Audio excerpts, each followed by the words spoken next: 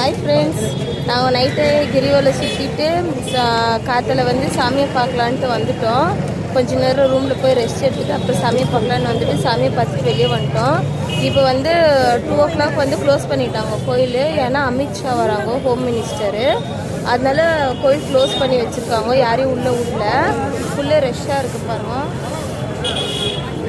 எல்லாம் ஃபுல்லாக ரெஷ்ஷாக இருக்குது.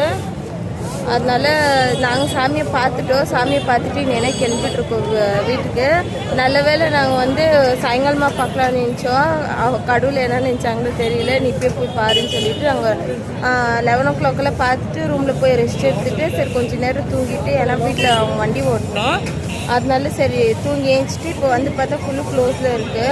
எங்களுக்கு காத்தாலே தெரியும், 11 o'clock தெரியும். ஏன்னா அவங்க சொல்லிட்டு இருந்தாங்க இந்த மாதிரி க்ளோஸ் பண்ணுறாங்கன்ட்டு.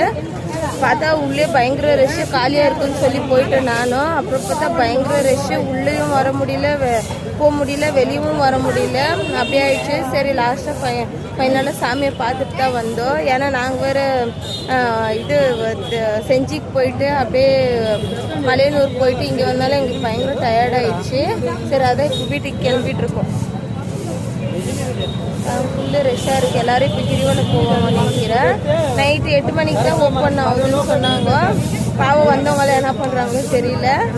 சரி இப்போ நாங்கள் கிளம்பிட்டோம். ஓகே பாய், நெக்ஸ்ட் வீடியோவில் பார்க்கலாமா?